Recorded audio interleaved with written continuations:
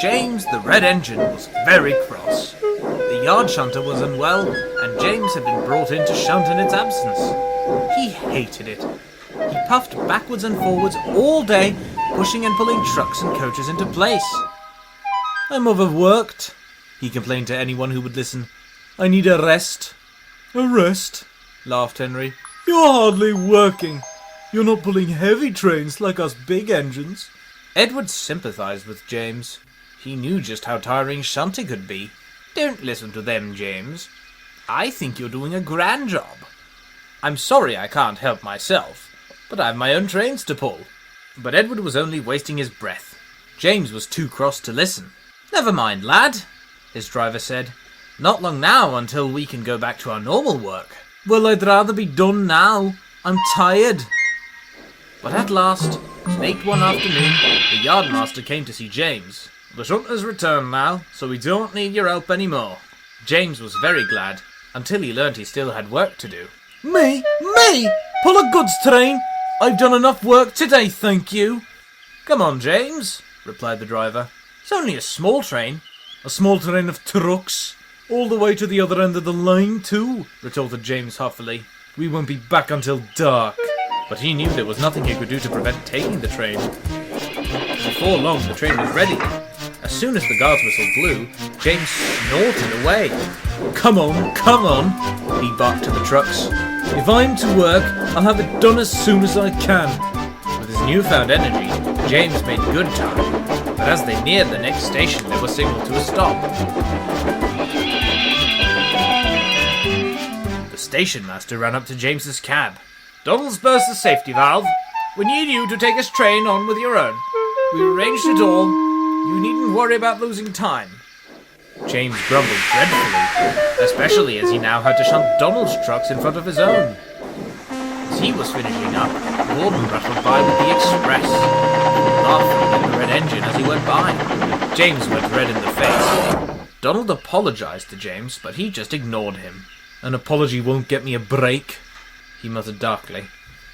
Soon all was ready. James set off again, this time with an even greater determination than before. He thundered along the line at a tremendous rate. His firemen shoveled furiously as they tore along.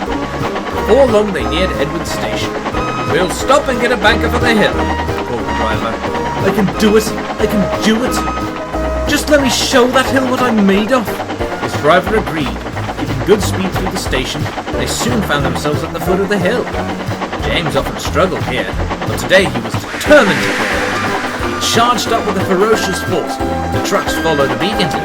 They dared not try playing tricks while James was like this. He snorted up, clouds of smoke and steam pouring from his funnel as he went. As he neared the top, Edward came puffing down the other side.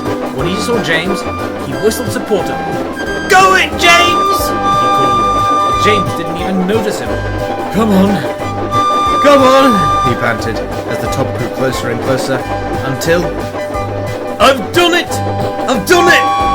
James cried as he finally reached the top. Whistling cheerfully, he rode thankfully down the other side. He soon arrived at the end of the line, where he stopped to have a well-earned drink, before he finally puffed home. It was dark when he arrived at the sheds, but he found the Fat Controller waiting for him. "Well done, James," he smiled. "I am very proud of you. Edward told me all about what you've done. You certainly are a credit to my railway. You've certainly earned yourself a rest," the Fat Controller continued. "And after that, I think you deserve a turn with the express." The Fat Controller waited for a response, but he didn't get one, for James was so tired and happy that he'd fallen fast asleep.